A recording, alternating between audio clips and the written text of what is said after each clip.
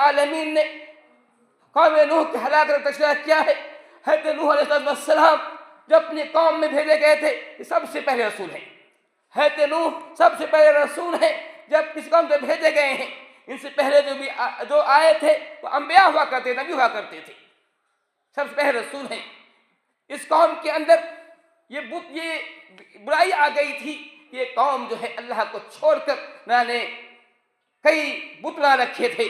ان کے یہاں 5 بت تھے جو بہت مشہور تھے، ود، سوا، یغوث، یعوق، نصر، جن کی پوجا کرتے تھے۔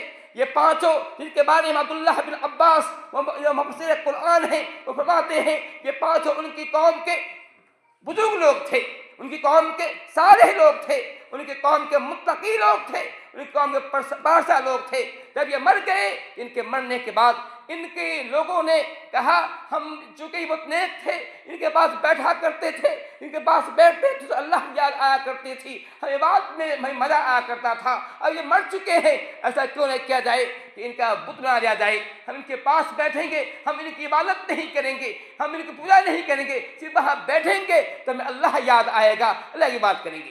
لیکن رفتہ رفتہ یہ بیماری بڑھتی گئی اور پھر آہستہ آہستہ یہ اس قوم کے اندر ان بتوں کی پوجا شروع ہو گئی، ان 5 بت کی پوجا شروع ہو گئی۔ اللہ رب العالمین نے اسی کی اصلاح کے لیے، اس بت پرستی کو ختم کرنے کے لیے اللہ رب العالمین نے سب سے پہلے رسول حضرت نوح کو بھیجا۔ حضرت نوح کی دعوت 3 دعوت تھی۔ انہوں نے کہا تھا ان اعبدوا اللہ واتقوہ واطیعون، کہ اے لوگو اللہ کی بات کرو، تم جو ود کو پوچھتے ہو، سوا کو پوچھتے ہو، یعوق کو پوچھتے ہو، نصر کو پوچھتے ہو، یہ تو انسان تھا، مر گیا، ختم ہو گیا، یہ پوجنیے نہیں ہے، عبادت کے لائق نہیں ہے۔ اس کی پوجا کرو جس کی یہ بھی پوجا کرتے تھے، اس کی عبادت کرو جس کی یہ بھی عبادت کرتے تھے۔ یہ ود، سوا، یغوث، یعوق، نصر تھے، یہ اللہ کی پوجا کرتے تھے، اللہ کی بات کیا کرتے تھے، وہ اللہ تعالیٰ سے مانگا کرتے تھے، اللہ تعالیٰ سے مشکلیں جو فریاد کرنے مشکلیں فریاد پیش کیا کرتے تھے، اللہ ان کی رضا کرتا تھا۔ تم بھی مجھ کے سامنے مصائب کو سامنے رکھو، ان میں اللہ تعالیٰ سے لو لگاؤ، کہو کہ اے اللہ تعالیٰ ہم پہ یہ مصیبتیں ہیں، یہ پریشانیاں ہیں، یہ تکالیف ہیں، اے دور کر دے۔ حضرت نوح نے اپنی قوم سے یہ دعوت دی تھی۔ پھر کہا تھا، دوسری بات انہوں نے کہی تھی واتقوہ، کہ اے لوگوں ڈرو اسی اللہ سے، اس کے علاوہ کوئی ڈرنے کے لائق نہیں، اس کا تقویٰ اختیار کرو۔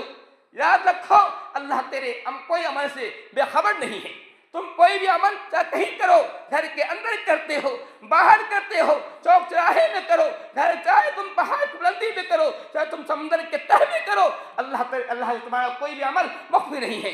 واتقوہ، تو تقویٰ اختیار کرو۔ یاد رکھو اللہ تمہیں دیکھ رہا ہے، کسی کام کرنے سے پہلے سوچو کہ ایسا نہیں سوچو کہ کوئی دیکھ نہیں رہا ہے، کوئی دیکھ نہیں رہا ہے، کوئی دیکھ اللہ دیکھ رہا ہے۔ جس اللہ نے تم پیدا کیا ہے، جو عذاب دینے پر قادر ہے، جو پیدا کرنے پر قادر ہے، جو مارنے پر قادر ہے، جو ہلاک کرنے پر قادر ہے، جو ہر بات قادر ہے، وہ اللہ اس کا تقویٰ اختیار کرو۔ ہم پڑھتے ہیں، ہمارے اسلاف کہتے ہیں ایسے اشخاص ملتے ہیں جب وہ گناہ کرنا چاہتے تھے، ان کے دل کے اندر گناہ کا کرنے کا کوئی شوق پیدا ہوتا تھا تو موم بتی جلاتے تھے اور موم بتی کے اوپر اپنا ہاتھ رکھتے تھے، پھر کھینچتے تھے، کہتے تھے کہ یہ آگ، موم بتی کی آگ، چھوٹی آگ کو، معمولی آگ کو بھی انگوری بنانے کے بس پر کراتی ہے، پھر اس عذاب کو کیسے بنا کریں گے، اس جہنم کے عذاب کو کیسے سہ پائیں گے، اور پھر برائی کرنے سے بچ جاتے تھے۔ جب بھی دماغ میں کوئی خیال آتا تھا ایسا کرتے تھے۔ میں یہ کہہ رہا تھا، حضرت نوح نے کہا کہ اے کہ میری قوم کے لوگوں اللہ کا تقویٰ اختیار کرو۔ پھر کہا وَأَطِیعُونِ، میری اطاعت کرو۔ میں اللہ کے بیچ میں اور تمہارے بیچ میں میڈیٹر ہوں، میں اللہ اور تمہارے بیچ میں بچمانی کرنے والا ہوں، میں اللہ اور تمہارے بیچ میں ایک قاصد ہوں، پیغمبر ہوں، میں جو رسول ہوں، اس لیے میری اتباع کرو۔ کیونکہ اللہ سے تم بات نہیں کر رہے ہو، اللہ تمہارا سن تو رہا ہے لیکن تم اللہ سے بات نہیں کر رہے ہو، اللہ تم سے بات نہیں کر رہا ہے۔ اللہ تعالیٰ نے مجھے بھیجا ہے اب اللہ پیغمبر بنا کر کے، رسول بنا کر کے، اس لیے اے لوگوں اطیعون، میری اطاعت کرو۔ یہ ہر رسول نے ہی کہا ہے، ہر نبی نے یہی کہا ہے کہ اطیعون، میری اطاعت کرو، میری پیروی کرو۔ میری پیروی اللہ کی پیروی ہے، میری اطاعت اللہ کی اطاعت ہے، میری بات کو ماننا اللہ کی بات کو ماننا ہے، میری بات کو نہ ماننا اللہ की नाफरमानी करना है, मेरी बात की नाफरमानी करना, नाफरमानी करना है, ये लोगों मेरी इताअत करो। हैत नूह ने ही दावत दी थी, लेकिन पूरी कौम के अंदर हैत नूह ने एक दिन नहीं, 2 दिन नहीं, 950 साल दावत दी है, 950 साल दावत दी है। वो अपनी कौम के लोगों को दावत दी, कभी अकेले में दावत दी, कभी लोगों के सामने दावत दी, कभी चौक पर चौराहे पर खड़े हो गए, वहां दावत दी, जैसे मौका मिला दावत दी, कहा कि ऐ लोगों अल्लाह की बात को 1 साल नहीं, 2 साल, 950 दावत देते हैं, लेकिन इस दावत के बावजूद बस कुछ ईमान लाते हैं। 80-82 आदमी ईमान लाते हैं, 80-82 आदमी ईमान लाते हैं। कोई उनकी बात नहीं सुनता है, लोग उनका मजाक उड़ाता है, ठट्ठा उड़ाता है, उनके साथ बुरा मामला करता है, मसलूकी करता है। हैत नूह भी इंसान थे, कितना बर्दाश्त करते, 1 साल की बात नहीं है, 950 साल उन्होंने बर्दाश्त की। जब बर्दाश्त से बाहर हो गया, तब दिल बर्दाश्त न कर सका, कहा ऐ अल्लाह इन्हें हलाक कर, ये मेरी बात सुनने वाले नहीं है, बात मानने वाले नहीं है। अल्लाह ताला ने कहा कश्ती बनाओ, हज़रत नूह ने कश्ती बनाई, फिर अल्लाह ने हुक्म दिया कि अपने वो लोग ईमान लाए हैं, जो मोमिन हैं, जो तेरे अहल के वाले हैं, उन्हें कश्ती में सवार कर लो। हज़रत नूह जो उन पर ईमान लाए थे, हज़रत नूह ने उनके 4 बेटों में से 3 बेटा ईमान ले आया था, उनकी कुछ बीवियाँ ईमान लाई थी, उनकी बीवियाँ ईमान ले आई थी, उनको सबको जो कश्ती में सवार किया। ये वो ज़माना था जब वहाँ साली थी, बारिश नहीं हो रही थी, लोग मजाक उड़ाते थे, ए नूह क्या ये कश्ती बालू पर चलेगी, क्या ये कश्ती पहाड़ पर चलेगी, लोग मजाक उड़ाते थे। और कभी कभी रात में कश्ती में पखाना कर देते थे, इतनी बदतमीजी कर रहे थे। आखिर अल्लाह का अजाब आया, जमीन से पानी निकलने लगा, हत्ता कि वो चूल्हा का खाना बनता है उससे पानी निकलने लगा, आसमान से पानी बरसने लगा, इतनी देर इतने पानी हुआ। हज़रत नूह ने पहले ही ईमान वालों को सवाल कर लिया था। अब हज़रत नूह का एक बेटा, छोटा बेटा था, जिसका नाम जो था याम था, जिसको कनान भी कहा जाता था, वो ईमान नहीं लाया था। हज़रत नूह भी इंसान थे। मैं बताना चाहता हूँ एक बाप को अपने बेटे से कितना प्यार होता है। यही चीज मैंने कल पढ़ा तो मुझे मेरे दिल में आया कि आखिर इस पर क्यों बयान किया जाए। एक बाप को बेटे से कितना प्यार होता है, इस प्यार में क्या करना चाहता है, बाप को अपने बेटे से कितना लगाव होता है, इसी में बात करना चाहा। मैं सोचा तो मैंने कहा है नूह ने देखा उनका एक बेटा काफिर है, ईमान नहीं लाया है, और देखा कि पानी जमीन से निकल रहा है, पानी ऊपर से हो रहा है, अब जो है बचे को उम्मीद नहीं है।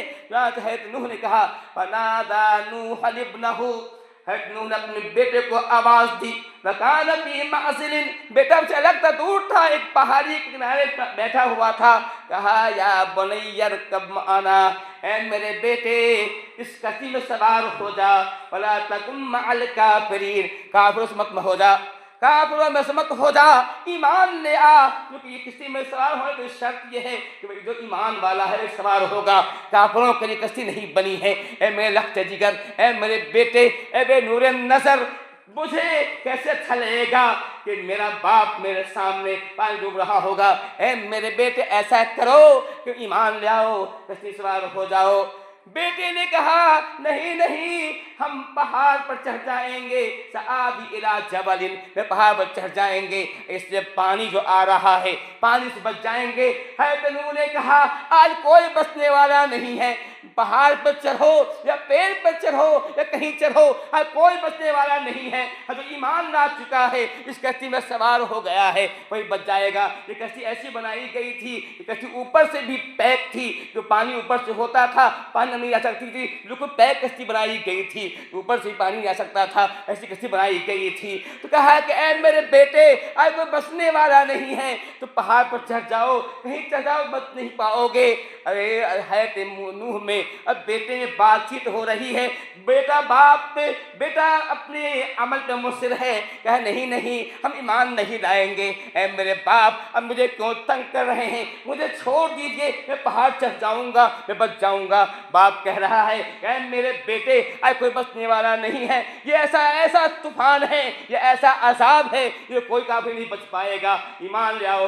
بات ہو رہی ہے، اللہ فرماتا ہے وحال بینہما الموج فکان من المغرقین، بات چل ہی رہی ہے، باپ بیٹے میں سنید ہو ہی رہی ہے، مجادلہ ہو ہی رہا ہے، بحث و تکرار ہو ہی رہا ہے، اسی اثنا میں اللہ تعالیٰ جو ایک موج آتی ہے اور حضرت نوح کے سامنے، حضرت نوح کے آنکھ کے سامنے اس کا لخت جگر پانی میں ڈوب جاتا ہے، غرق ہو جاتا ہے۔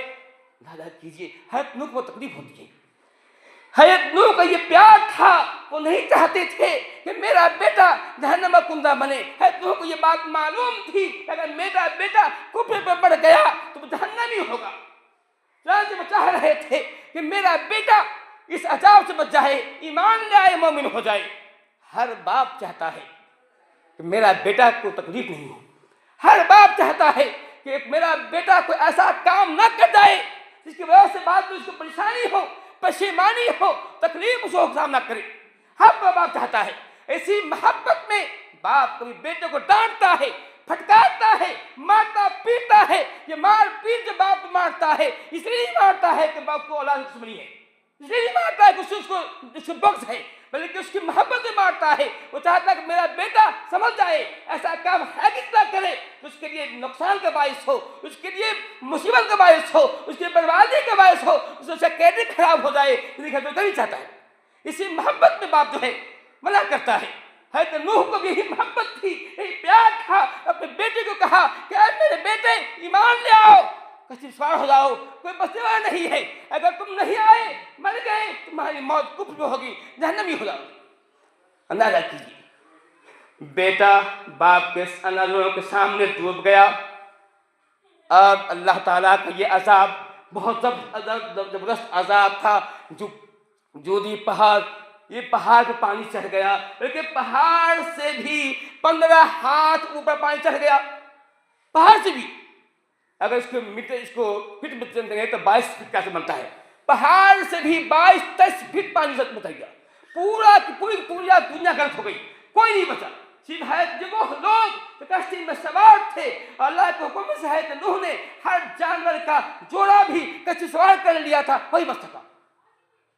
مہینوں کشتی پانی میں تیرتی رہی، اس کے بعد پھر پانی کم ہوا، یہ پھر کشتی جودی پہاڑ پر رکی، پھر حضرت نوح نے بعد میں سے معلوم کرتے معلوم ہوا زمین خشک ہو گیا ہے، کبوتر زمین سے آیا اور زمین سے جو ہے ایک گھاس کسی کے ایک زیتون کے لکڑی لے کے آیا، جس سے معلوم ہوا کہ اب زمین میں پانی خشک ہو گیا ہے۔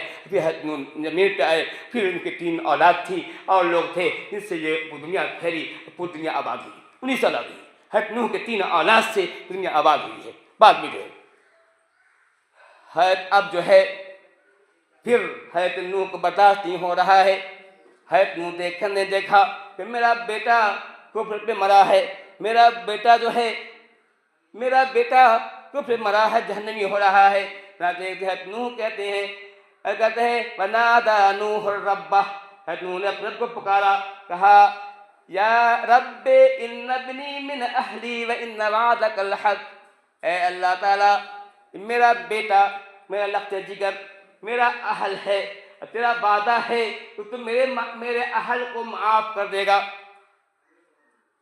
اے اللہ تیرا وعدہ ہے، تیرے نے وعدہ کر رکھا ہے کہ تم میرے اہل کو معاف کر دے گا۔ ان ابنی من اہلی، اب میرا بیٹا تو میرا اہل ہے، اے اللہ میرے بیٹوں کو معاف کر دے۔ جیسے وہ کفر پہ مرا ہے، ایمان نہ لا سکا ہے، ممکن ہے وہ آج نہیں پاتا، ایمان لے آتا، ایمان نہیں لایا، مر گیا۔ اولاد کی محبت ہے، باپ نہیں چاہتا ہے، کیا کوئی باپ چاہتا ہے اس کے باپ بیٹے کے پاؤں میں کانٹا چبھے؟ ایک باپ یہ بھی گوارا نہیں ہے کہ میرے بیٹے کے پاؤں میں کانٹا چبھے۔ دو تو نبی ہیں، وہ تو اور زیادہ رفیق ہیں، اور زیادہ رفق کرنے والے ہیں، صبر کرنے والے ہیں، انہیں کیسے ہوگا؟ چنانچہ کہتے ہیں اے میرے رب، میرا بیٹا میرا اہل ہے، تیرا وعدہ سچ ہے، تیرا وعدہ حق ہے، اور تو بہترین فیصلہ کرنے والا ہے، اے اللہ تعالیٰ میرے بیٹے کو معاف فرما دے۔ اللہ تعالیٰ کہتا ہے انہو عمل غیر صالح، اے نوح یہ تیرا اہل نہیں ہے، تیرا اہل وہی ہے جو ایمان لا چکا ہے، جو مومن ہے، جس نے کلمہ پڑھ رکھا ہے، وہی تیرا اہل ہے۔ اگر تو تیرا اولاد، تیرا بیٹا اگر وہ ایمان نہیں لایا تو تیرا اہل نہیں ہے۔